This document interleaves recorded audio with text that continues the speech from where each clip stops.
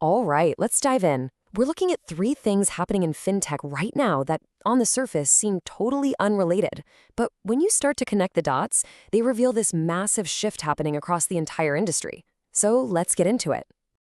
Yeah, and honestly, that's the perfect way to think about it. So we're going to look at three quick scenes that are all happening at the same time. Each one tells a small part of a much, much bigger story about where your money and all the tech that moves it is really headed. Okay, first up, scene one. We're heading into the world of crypto.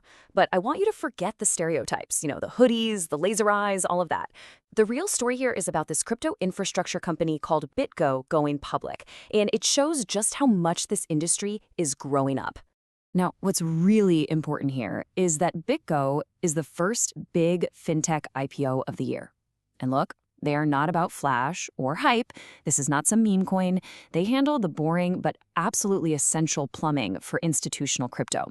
We're talking custody and security for the really big players. I love this definition, the vault behind the vault. Just think about it like this. If a big crypto exchange is like your local bank branch, BitGo is the super high-tech, impenetrable fortress that's protecting all the gold in the back. This is the kind of stuff that gives huge institutions the confidence they need to actually get into the market. It's a massive step toward the mainstream. And this slide just nails the cultural change, doesn't it? We are literally watching crypto move from an era of hoodies and hype to an era of tailored suits and compliance officers. The whole focus is shifting away from speculative memes and onto the critical infrastructure, the picks and shovels that are needed for any kind of real long-term growth. Okay, so let's cut to our second scene and see how this all connects. We're shifting gears from crypto to a tech giant, Google, and they are quietly changing the entire game. But here's the twist. They're not focused on the payment itself. Nope. They're focused on the moments right before you even decide to buy something. So what in the world is the brain behind the buy button? Well, it's Google's new set of AI tools that lets online stores deeply personalize your shopping experience. It analyzes your behavior, it figures out what you want, sometimes before you do, and it literally reshapes the storefront in real time to help close the deal. So this is their playbook. First, they track what you're looking for. Then they use AI to shape what you want with these freakishly good recommendations. They'll then tailor the whole online store just for you. And this is the absolute key. They make their money on all of this by capturing ad dollars before you ever even click pay. And that right there is the fundamental shift. See, most fintech companies are fighting over the payment rails, how your money gets from point A to point B. Google is taking a step back from all that and figuring out how to monetize the moment before the money even moves. They're winning by owning your intent, not just your transaction. All right, time for our third and final scene in this montage. And this one is a real sleeper story coming out of Washington, D.C.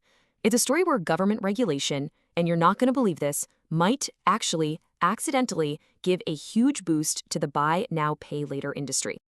So on the surface, this seems pretty straightforward, right? Lawmakers are talking about putting a cap on the interest rates that credit card companies can charge. The idea is to protect consumers from those crazy high APRs. But the ripple effects? Oh, that's where this gets really interesting. This chart really lays out the whole argument. So if credit cards, which use compounding interest that lets your debt just snowball, get squeezed by a rate cap, their business model gets a lot tougher. And all of a sudden, Affirm's model, simple, fixed-term interest, where you know exactly what you'll pay up front, starts to look way more competitive. And from a regulator's point of view, it just looks a lot more transparent and, well, clean. I just love this quote because it absolutely nails the transformation we could be seeing. This regulatory pressure could completely rebrand the whole buy now, pay later industry. It could take it from being seen as this trendy, youth-focused product to a sensible, mainstream financial tool that policymakers actually get behind.